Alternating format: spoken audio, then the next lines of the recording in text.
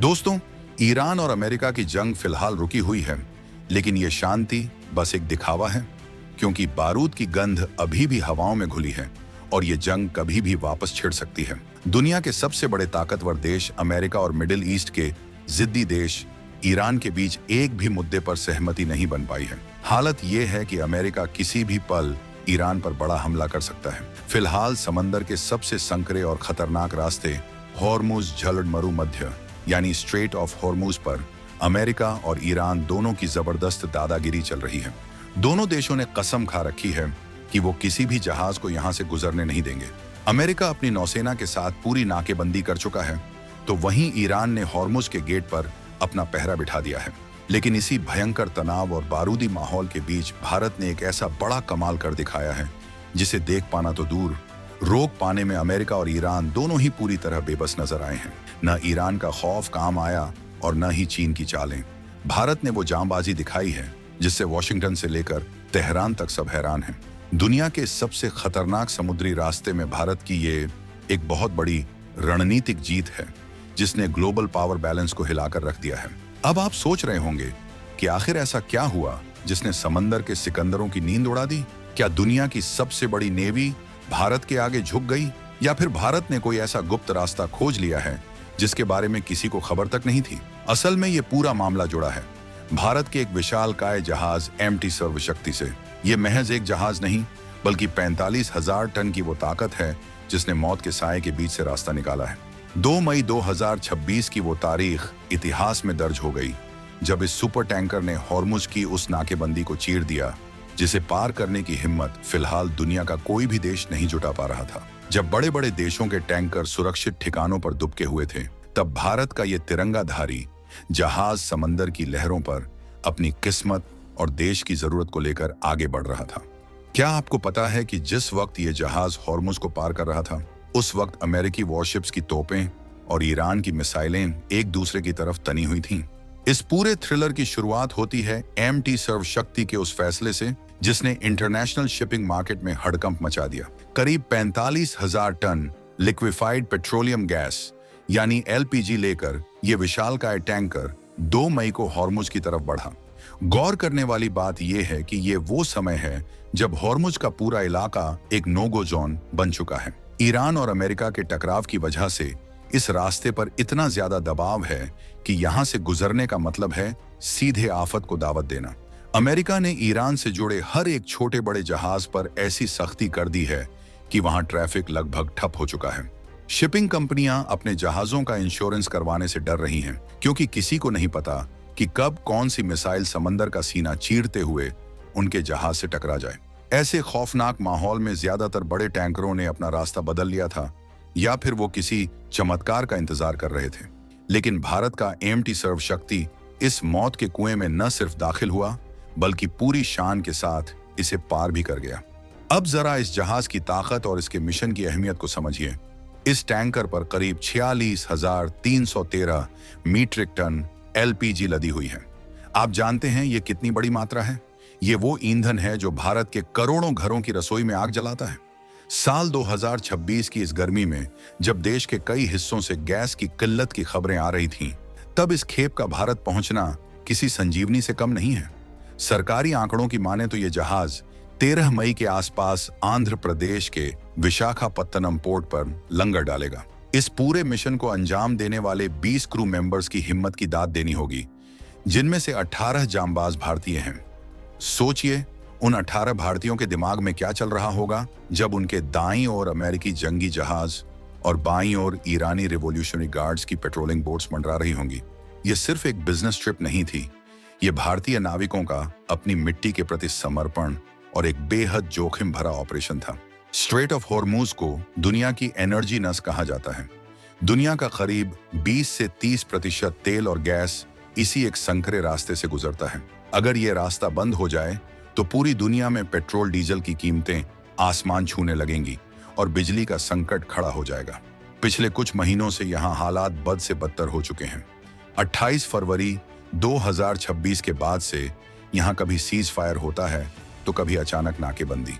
Tanker operators का भरोसा पूरी तरह टूट चुका है, लेकिन भारत ने अपनी कूटनीति और अपनी धाक के दम पर वो कर दिखाया जो चीन जैसा देश भी नहीं कर पाया।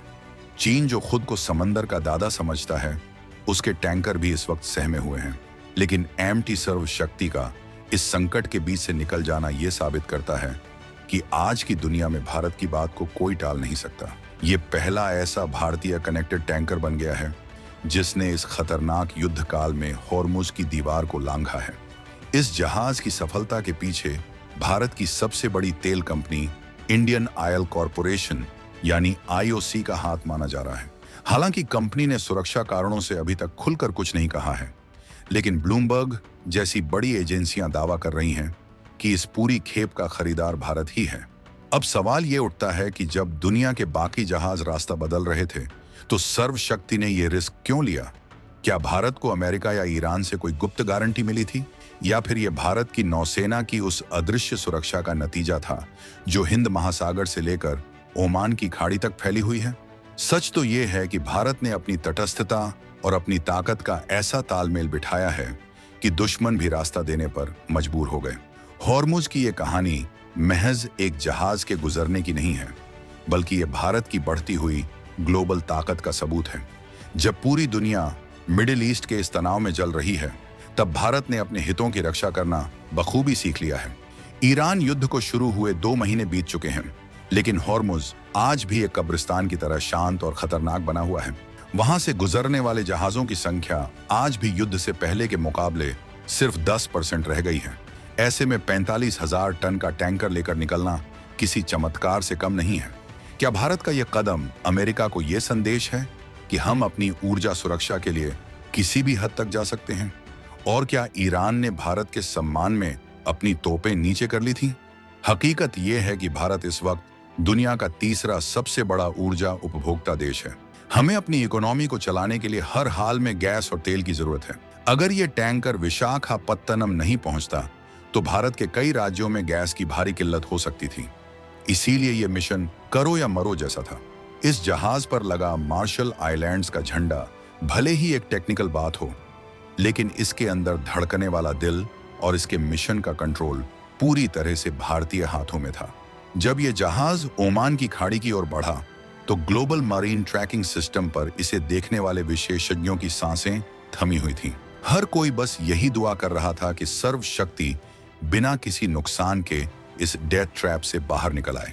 ये कामयाबी हमें यह भी याद दिलाती है कि समंदर की लहरों पर राज वही करता है जिसके पास सही समय पर सही फैसला लेने की कुवत हो। भारत ने दिखा दिया कि हम सिर्फ बातें नहीं करते, बल्कि मुश्किल से मुश्किल हालात में भी अपना रास्ता बनाना जानते हैं। अब जबकि ये जहाज विशाखापत्तनम की ओर बढ़ रहा है, पूरी दुनिया इस बात का विश्लेषण कर रही है कि भारत ने ये इम्पॉसिबल काम कैसे किया। क्या ये भारत की नई समुद्री नीति का हिस्सा है? क्या अब भारत हॉर्मुज जैसे संवेदनशील इलाकों में अपनी खुद की सुरक्षा लाइन तैयार कर चुका है? इस पूरे घटनाक्रम ने चीन की भी बोलती बंद कर दी है। चीन हमेशा से यह दावा करता रहा है कि मिडिल ईस्ट में उसकी पकड़ सबसे मजबूत है, लेकिन जब असल परीक्षा की घड़ी आई तो चीन के टैंकरों ने सरेंडर कर दिया।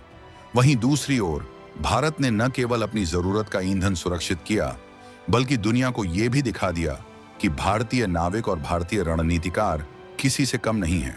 ये 45,000 टन की एलपीजी सिर्फ गैस नहीं है, ये भारत का वो आत्मविश्वास है जो 2026 की इस नई व्यवस्था में उभर कर सामने आया है। लेकिन क्या आपको लगता है कि अमेरिका इस बात से खुश होगा? अमेरिका ने जिस नाकेबंदी को ईरान को झुकाने के लिए लगाया था, उसे भारत ने दरकिनार कर दिया। क्या इससे भारत और अमेरिका के रिश्तों में कोई नई दरार आएगी, या फिर अमेरिका को अब यह समझ आ गया है कि भारत को नजरअंदाज करना नामुमकिन है? दूसरी तरफ ईरान का रवैया भी देखने लायक है। ईरान ने जिस तरह से भारतीय जहाज को रास्ता दिया, वो दिखाता है कि भारत के साथ उसके पुराने और गहरे रिश्ते आज भी कितने मायने रखते हैं। एमटी सर्वशक्ति का सफर अभी खत्म नहीं हुआ है। 13 मई तक का समय अभी भी चुनौतीपूर्ण है, क्योंकि समंदर में खतरे सिर्फ देशों की सीमाओं तक सीमित नहीं होते। लेकिन जिस तरह से इसने हॉर्मुज की बाधा को पार किया है, उसने ये तो तय कर दिया है कि भारत अब किसी भी ग्लोबल क्राइसिस में मूक दर्शक बनकर नहीं बैठने वाला। हम लीड लेंगे, हम रिस्क लेंगे और हम अपनी शर्तों पर अपनी जीत लिखेंगे। भारत की इस जबरदस्त उपलब्धि ने उन सभी आलोचकों के मुंह पर ताला जड़ दिया है जो कहते थे कि युद्ध के हालात में भारत की ऊर्जा सप्लाई चेन पूरी तरह ध्वस्त हो जाएगी। दोस्तों, ये तो बस एक शुरुआत है। होर्मुज में जो हुआ वो आने वाले समय की एक बड़ी तस्वीर का छोटा सा हिस्सा है। भारत अब समंदर का वो खिलाड़ी बन चुका है जिसके बिना कोई भी खेल पूरा नहीं हो सकता।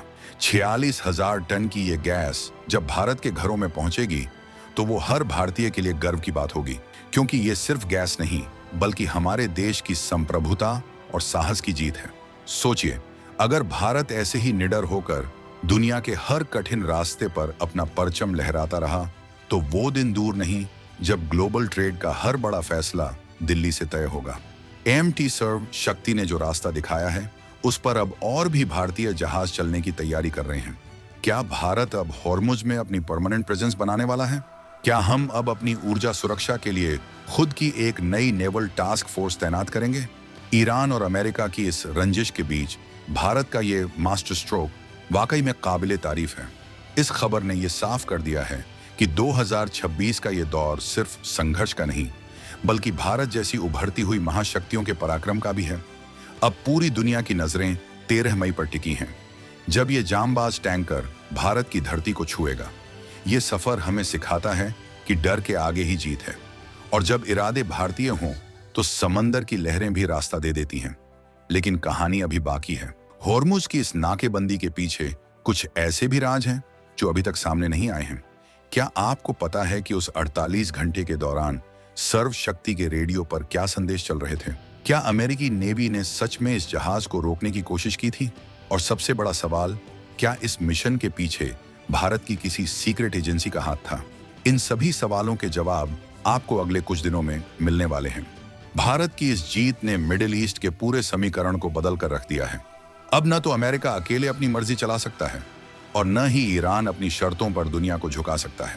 भारत एक ऐसे बैलेंसर के रूप में उभरा है जो शांति का पैगाम भी देता है और जरूरत पड़ने पर अपनी ताकत दिखाने से भी पीछे नहीं हटता। ये 45,000 टन का प्रहार उन ताकतों पर है जो भारत की प्रगति को रोकना चाहती थी। विशाखापत्तनम में जब इस जहाज का स्वागत होगा तो वो सिर्फ एक कार्गो का स्वागत नहीं होगा बल्कि उस जज्बे का सम्मान होगा जिसने मौत को मात देकर अपना रास्ता बनाया।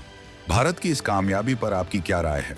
क्या आपको लगता है कि भारत को अब मिडिल ईस्ट के मामलों में और भी ज्यादा आक्रामक भूमिका निभानी चाहिए, या फिर हमें अपनी इस साइलेंट पावर को ही अपनी सबसे बड़ी ढाल बनाना चाहिए? इस पूरे मिशन ने यह भी साफ कर दिया है कि भारतीय ऑयल कंपनियां अब किसी भी ग्लोबल प्रेशर के आगे झुकने वाली नहीं है। चाहे वो इंडियन ऑयल हो या कोई और, देश की जरूरत पहले है और बिजनेस बाद में। ये राष्ट्रवाद का वो नया चेहरा है जो समंदर की लहरों पर साफ साफ दिखाई दे रहा है। भारत का ये सुपर टैंकर सर्वशक्ति अब एक मिसाल बन चुका है। दोस्तों, समंदर की ये जंग अभी खत्म नहीं हुई है, लेकिन भारत ने अपना पहला राउंड जीत लिया है। अमेरिका की हैरानी और ईरान की बेबसी के बीच भारत का ये तिरंगा ऐसे ही लहरों पर लहराता रहेगा। और याद रखिए, ये तो सिर्फ एक जहाज की कहानी है, अभी तो पूरा बेड़ा तैयार खड़ा है। तो क्या आप तैयार हैं भारत की अगली बड़ी रणनीतिक जीत के बारे में जानने के लिए? क्या आपको लगता है कि भारत अब मलक्का से लेकर होर्मुज तक अपना एक तरफा राज कायम कर लेगा? और क्या होगा जब चीन अपनी अगली चाल चलेगा? अगले वीडियो में हम एक ऐसे ही और बड़े राज से पर्दा उठाएंगे जिसने चीन के होश उड़ा दिए हैं। क्या भारत ने चीन के स्ट्रिंग ऑफ पर्ल्स को पूरी तरह तोड़ दिया है? क्या है वो नया मिशन जो हिंद महासागर की किस्मत बदलने वाला है? जानने के लिए जुड़े रहिए और कमेंट में अपनी राय जरूर बताइए कि भारत की इस जीत ने आपको कितना गौरवान्वित किया है। जय हिंद।